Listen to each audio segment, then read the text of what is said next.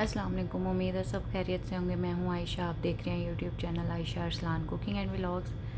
तो आज के व्लॉग में मैं चिकन कढ़ाई बनाऊँगी, साथ साथ मैं स्टोरी अपनी कंटिन्यू करती हूँ। मैंने बताया था कि जब हमारी शादी हो गई थी तो कमरे में से मुझे डर खौफ आता था, मैं अकेली अपने रूम में नहीं जाती थी, ना सो सकती थी।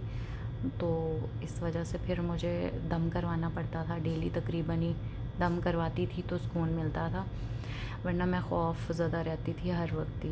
तो उसके बाद फिर वक्त गुज़रता गया, फिर मेरा बेटा पैदा हुआ। मेरा जब बेटा पैदा हुआ है पहला, उससे पहले ही बल्कि तो नाराज़गियाँ शुरू हो गई थी। मेरे ससुर जो हैं, अभी शादी को 3-4 दिन हुए थे तो मैंने बात की कि मैंने जाके तो बीएड अपना कंप्लीट करना है, मतलब कि मैंने पेपर देने थे।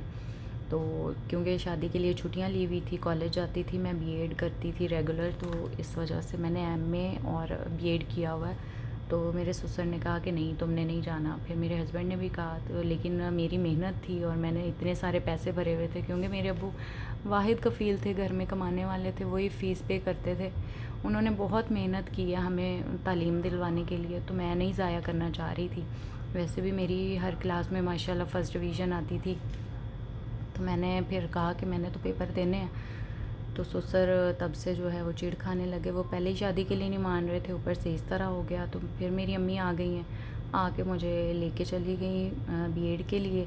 तब इन्होंने राज़ी खुशी भेज दिया। फिर तकरीबन 1 माह हो गया था, तो हस्बैंड नहीं आए, इनको आने नहीं देते थे ये।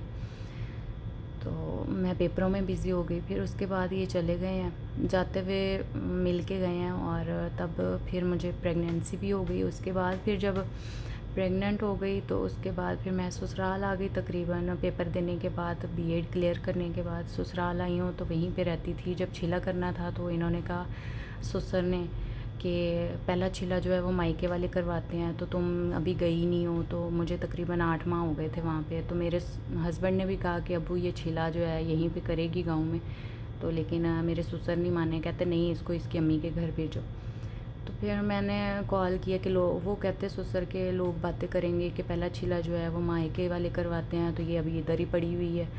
तो इन्होंने जब इस तरह की बातें की कि ख़र्चा भी होगा, इस तरह है तो वैसे है, तो फिर मैंने जो है वो अब्बू को कॉल की, अम्मी को, कि आके मुझे ले जाएं, चलें छिला पहला मैं इधर कर लेती हूँ। तो फिर मेरे अब्बू अम्मी आए हैं, आके मुझे ले गए छिले के लिए। फिर उसके बाद छिला कंप्लीट करने के बाद तकरीबन 2 माह बाद मैं वापस आई हूँ, यहीं पे रहती थी, बच्चा छोटा।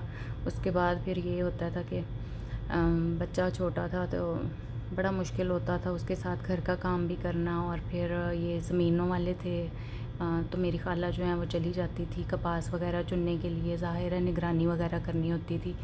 तो छोटी नंद थी, वो चली जाती थी उधर पढ़ने के लिए स्कूल में, घर पे मैं अकेली होती थी बच्चे के साथ। तो सारा दिन गुजारती थी, घर का काम करना, बच्चे को संभालना। फिर उसके बाद इस तरह होता था कि मुझे भी शौक़ हुआ कि मैं भी कपास चुनूँ। तो क्योंकि मुझे पता था कि कपास बेचने से पैसे आते हैं। ख़र्चा तो मुझे मिलता नहीं था, ना हस्बैंड भेजते थे, ना ही ससुर नाम लेते थे, क्योंकि मेरे हस्बैंड जो है वो सारे पैसे जो हैं ससुर को भेजते थे, और ये नाम नहीं लेते कि इसको ख़र्चा भी देना है। और मेरा भी बचपना ज़हन था, कभी डिमांड नहीं की कि मुझे ये चीज़ लेके दें या ये, कभी कुछ नहीं मांगा। तो वक्त गुज़रता गया, मेरा बेटा एक दिन बीमार हो गया, बहुत शदीद। उसको ना सर्दी लग गई, सर्दियों के मौसम था तो सर्दी लग गई। तो मैंने फिर ससुर को कॉल करवाई देवर से मोबाइल पे। तो देवर ने बताया कि बच्चे को ठंड लग गई है तो इसको हॉस्पिटल लेके जाना है।